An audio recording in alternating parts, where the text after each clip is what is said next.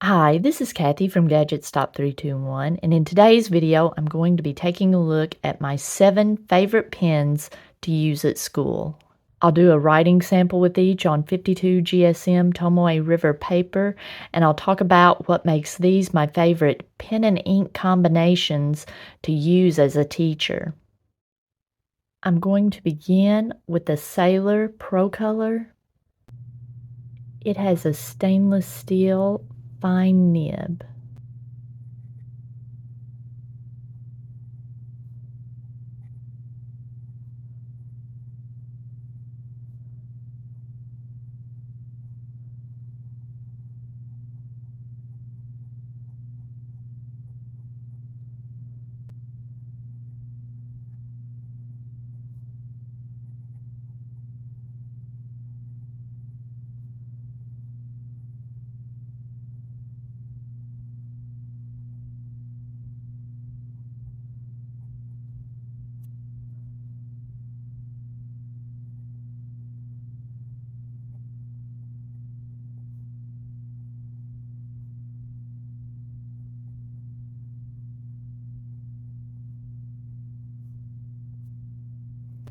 This was a favorite pen and ink combination of mine, uh, going back for years. When I bought this Pro Color, though, the listing said that it was a medium fine nib, but it's a fine nib. Now, it writes a broader line than my gold fine nib. I have a Sailor Pro Gear Slim that writes much finer than this, but I did drop this when I was using it at school one day, and then I had to do some repairs on the nib. So it writes a little bit more broad than a Sailor Gold Nib Fine, but even when I first got it, it wrote a little bit more broad, so I don't know if that maybe is a characteristic of the steel Sailor nibs, but I love this steel Sailor nib. This is a good value if you want to get an idea of what a Sailor nib writes like, what it feels like. This does have quite a bit of feedback, but it is pleasant. It's not scratchy. It feels the same in all directions, and I just really enjoy this pen.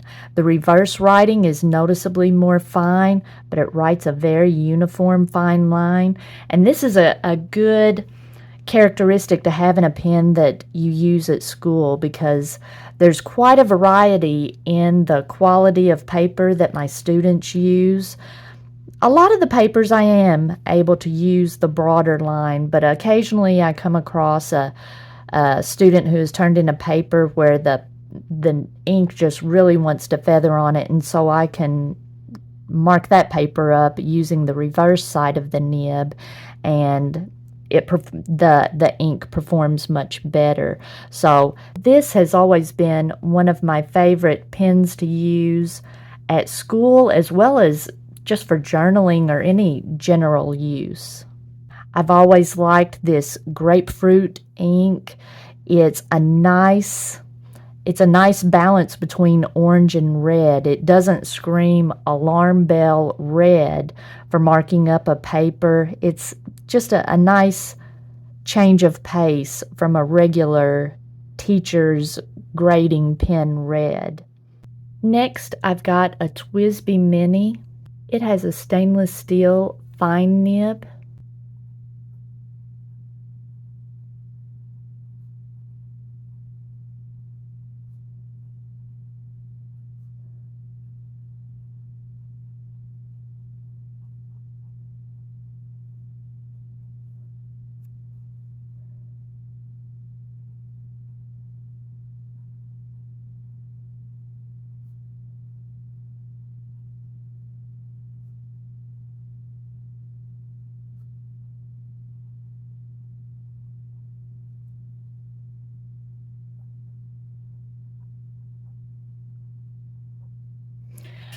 Okay, this Twisby Mini has been one of my favorite pens to use at school for quite a while. Most of the time I've used it with either Iroshizuku Yamabudo or Konpeki.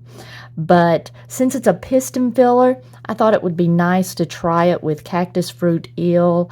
That lubricant that is in the eel inks was designed to keep a piston lubricated and maintained.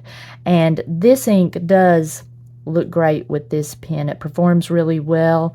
There's just no possibility for reverse writing, but I've found that the amount of ink that this pen puts down tends to perform really well on a variety of papers, and this nice vibrant ink just looks really good in this line size. Next, I've got my Pilot Pereira. It has a stainless steel fine nib.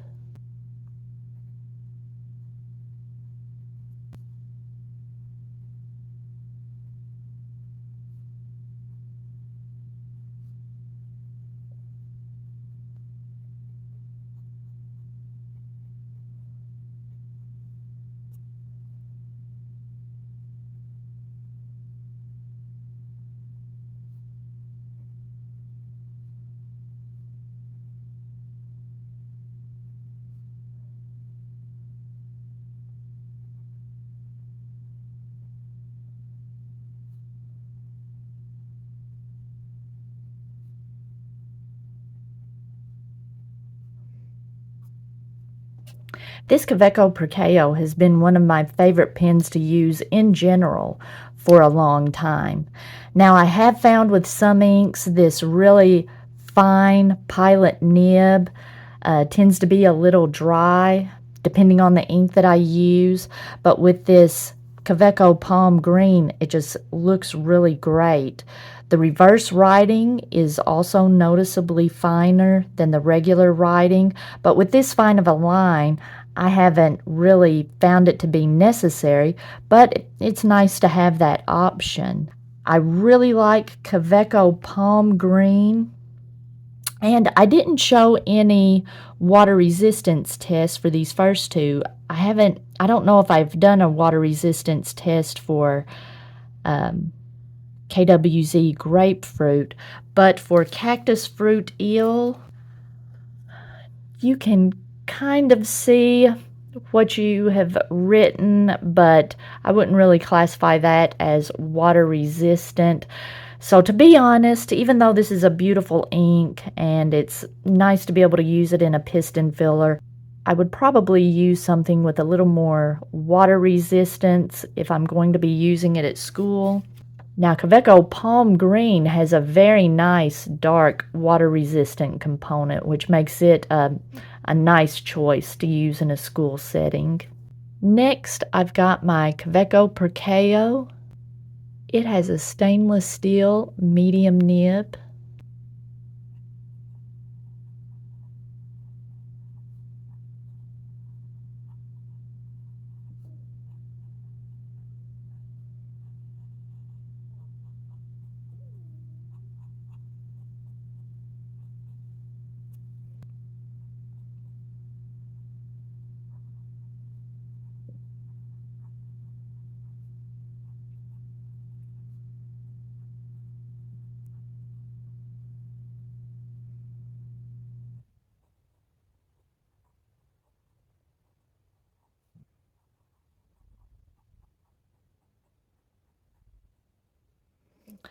Okay, the ink flow for the reverse writing is really just too dry to make reverse writing practical for this Cavaco Perko.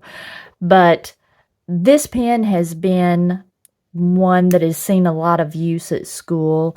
The regular writing, even though it's kind of broad, it does tend to perform pretty well on a wide variety of papers. And Konpeki is just an ink that I like in this medium line width. It's bright enough that it stands out on the student paper without making it too, I don't know, like you're yelling at the kid or anything. If that makes sense. I don't like to use too bright of an ink, but you don't want it to be so subdued that it just blends in with the rest of the writing. Konpeki is just a really nice ink to use for marking up papers. And it just works really well in this line width. This medium Cavaco nib. This is different from the standard Cavaco nibs. The Perko nibs are a little bit different. And with this one having the black coating, it gives it kind of a chalky feedback, just really pleasant to use. The only downside of this pen is it's fairly long, so carrying it in my pants pocket, it's kind of a big pen, but it's doable. It doesn't have a clip, so like clipping it onto a lanyard or clipping it into like a planner or something, that's not an option. But I think I've heard people say that even though it's not a perfect fit, that the Cavaco Sport clips do kind of fit on this, but I've just always just either thrown it in my purse, don't even have to have a pen sleeve for a cheap, kind of inexpensive, fairly resilient pen like this. It's a cheap filling plastic, but it's not so thin and cheap that it's not durable. So it's a nice pen to use at school. Next, I've got my Lamy CP1. It has a stainless steel extra fine nib.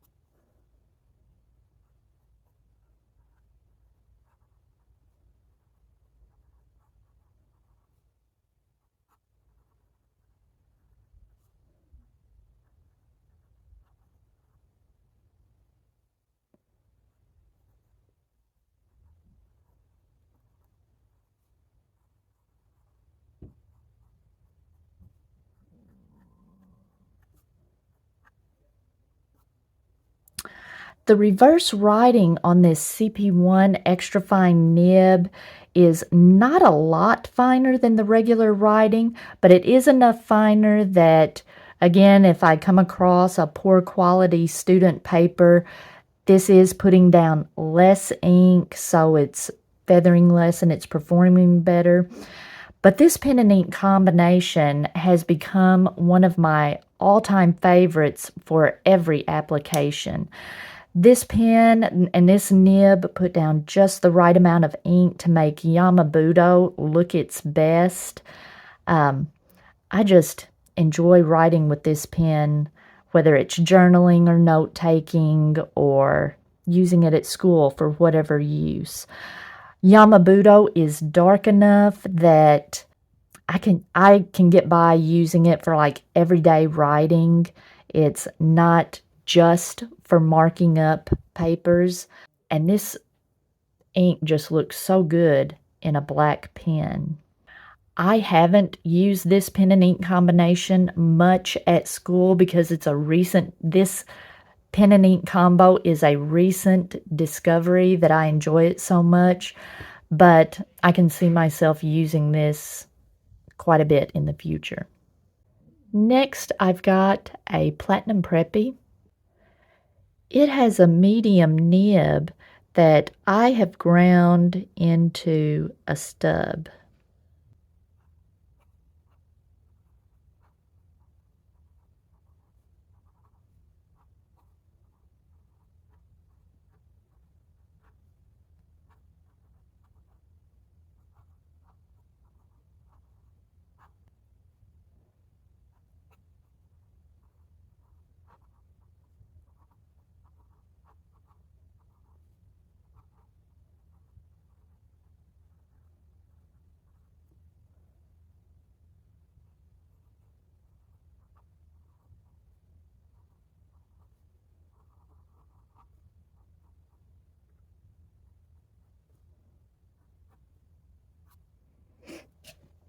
Now, this pen and ink combination I bought to use with Iroshizuku Momiji. I love the sakura flower pattern on it, and Momiji was always an ink that I use pretty much solely at school. It's a nice pinkish red, and it just looks so good in this pen. But I thought, instead of putting Momiji in this to use, I think I want something a little more useful for everyday writing. But now that I've put Asagao in this pen, this stub nib doesn't bring out the best characteristics in Asagao. It just makes it look very plain. And Momiji looks great coming out of this nib. So I think I'm going to switch back to Momiji the next time I ink this up to use at school. And finally, I've got my Sailor LeCool. It has a stainless steel medium fine nib.